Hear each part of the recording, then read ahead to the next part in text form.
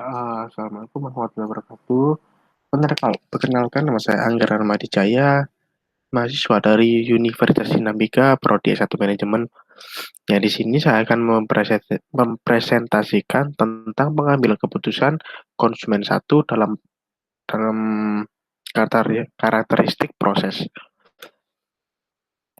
Pengambilan keputusan atau pembelian konsumen adalah sebuah proses yang dilakukan konsumen sebelum akhirnya membeli suatu produk atau jasa.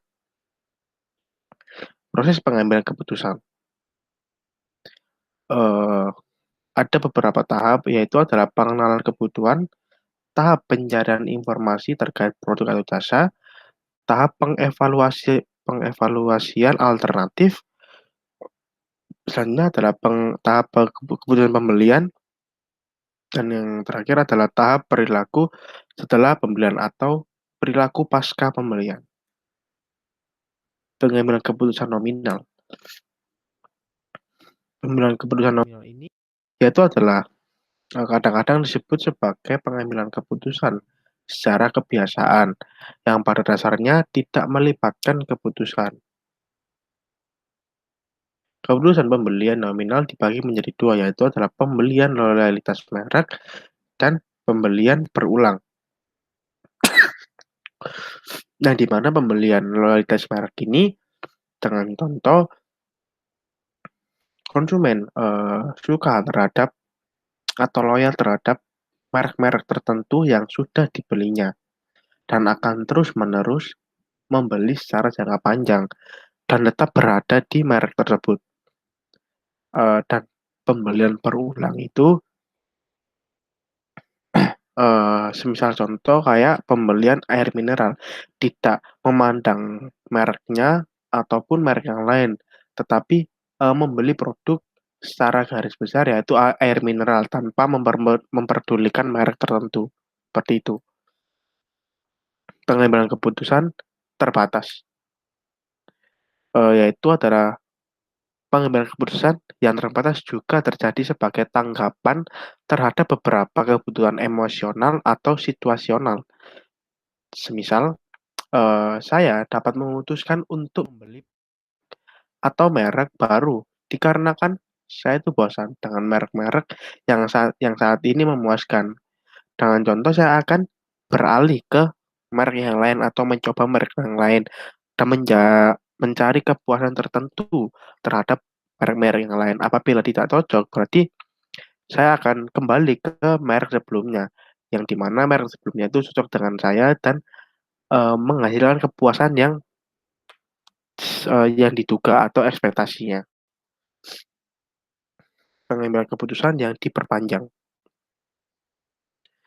Pengambilan keputusan ini, konsumen yang relatif sedikit mencapai tingkatan kompleksitas ini. Namun, produk seperti rumah, komputer pribadi, dan barang rekreasi yang kompleks seperti sistem home theater sering dibeli melalui pengambilan keputusan yang panjang. Faktor-faktor mengaruhi jenis proses pengambilan keputusannya itu adalah pentingnya keputusan, tingkat pengalaman sebelumnya, adanya kriteria keputusan yang mapan, jumlah informasi yang tersedia tentang setiap alternatif, dan lain sebagainya. Kebutuhan atau pengalaman masalah. Kesadaran ini adanya perbedaan antara kondisi aktual yang diinginkan. Dengan dalih, semakin tinggi jeda, semakin kuat kebutuhan atau semakin besar masalah. Jenis masalah itu adalah masalah aktif dan tidak aktif. Aktif eh, berarti yang Anda sadari atau yang disadari. Tidak aktif belum ada Anda sadari. Dan contoh tidak ada rangsangan, belum terdeteksi adanya permasalahan, dan tetapi ada merek yang membutuhkan solusi segera dan mereka yang tidak membutuhkan solusi. Pengakuan masalah dan strategi pemasaran. Ada beberapa faktor, yaitu identifikasi masalah konsumen yang ada atau ditemukan solusi untuk ini, turunkan keadaan sebenarnya, dan lain sebagainya. Itu adalah konversikan masalah tidak aktif menjadi masalah aktif. Konversikan masalah menjadi masalah yang membutuhkan solusi segera. Pencairan pra-pembelian, yaitu adalah tersedia merek atau alternatif. Kriteria evaluatif untuk digunakan secara umum atau fitur produk. Peringkat merek pada kriteria evaluatif. Faktor-faktor yang meningkatkan tingkat percairan pra-pembelian.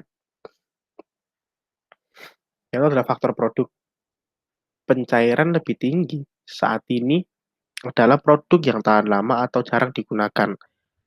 Terjadi perubahan dalam gaya produk, volume yang dibeli itu sangat besar, harga yang relatif tinggi, ada banyak merek alternatif, ada banyak variasi fitur-fitur terhadap produk tersebut. Faktor situasional yaitu pencarian lebih tinggi ketika pengalaman lebih rendah. Pengalaman sebelumnya tidak memuaskan. Ya, selanjutnya adalah penerimaan sosial yaitu pencairan lebih tinggi saat pembelian adalah hadiah. Produk terlihat secara sosial yang digunakan. Yang selanjutnya adalah faktor terkait nilai. Pencairan lebih tinggi saat pembelian bersifat diskresioner, itu adalah semua alternatif yang memiliki kualitas positif dan negatif. Tidak ada kesepakatan di antara pengguna, informasi yang saling bertentangan yang terhadap ketersediaan produk, ada pengembangan produk lain atau ada planning yang lain. Faktor konsumen, pencairan lebih tinggi ketika konsumen berpendidikan tinggi memiliki tingkat perbedaan yang lebih tinggi dan lebih mudah. Konsumen lebih rendah dalam dogmatisme dan persepsi resiko. Tingkat keterlibatannya lebih tinggi, belanja dipandang sebagai kegiatan yang menyenangkan. Evaluasi alternatif sampai jenis proses pilihan konsumen. Pilihan afektif yaitu adalah lebih holistik, evaluasi keseluruhan berdasarkan bagaimana perasaan seseorang tentang pembelian atau pasca pembelian. Pilihan berdasarkan atribut, memiliki kriteria evaluatif yang ditentukan sebelumnya atau didasari dengan sebelumnya. Mungkin memerlukan pencairan eksternal maupun internal. Aturan keputusan yang rumit dapat digunakan ulang kali atau jangka panjang. Sifat kriteria evaluatif. Sifat ini dapat berwujud atau tidak berwujud. Sertakan indikator pengganti, yaitu atribut yang digunakan sebagai indikator atribut lain atau indikator sebagai bahan pendukung untuk kriteria evaluatif. Sering diurutkan berdasarkan urutan kepentingannya, yaitu didetailkan permasalahan atau kebutuhan secara berurut. Aturan kepuasan konsumen. Itu adalah prosedur yang digunakan oleh konsumen untuk memfasilitasi merek atau pilihan terkait konsumsi lainnya. Sebagai pengganti, merek dievaluasi dalam hal setiap kriteria yang relevan dan merek terbaik, atau salah satu dengan skor tertinggi atau yang dipilih. Yaitu positive evaluation do not compensate for negative evaluation. Masalah dalam evaluasi alternatif itu adalah gaya hidup sebagai strategi keputusan konsumen. Informasi yang tidak lengkap, alternatif yang tidak dapat dibandingkan, visi konsumsi yang digambarkan, mental tentang konsekuensi penggunaan suatu produk tertentu, pencairan informasi dan strategi pemasaran. Itu adalah beberapa faktor, yaitu adalah masukan produk ke set konsumen, adanya batas pencarian informasi jika merek Anda adalah merek yang disukai, terdapat tingkatan pencarian informasi jika alternatif bukan merek yang disukai. Gunakan iklan sebagai tempat pembelian secara efektif atau mencari suatu informasi terlebih dahulu. Evaluasi alternatif dan strategi pemasaran. yaitu mengidentifikasi aturan keputusan yang digunakan oleh pasar sasaran dan gunakan pesan promosi untuk meraih atau menjangkau konsumen. Mempengaruhi pilihan kriteria evaluatif, mempengaruhi peringkat produk Anda pada kriteria evaluatif yang digunakan, gunakan vision, visi, komunikasi terhadap pelanggan tersebut. Terima kasih. Mungkin ada pertanyaan dari presentasi yang saya berikan, bisa komen di kolom komentar. Dan terima kasih. Dan mohon maaf apabila ada kesalahan kata maupun kata yang terlalu tergesa-gesa maupun terlalu gagah, mohon dimaafkan. Sekali lagi terima kasih. Wassalamualaikum warahmatullahi wabarakatuh. Terima kasih.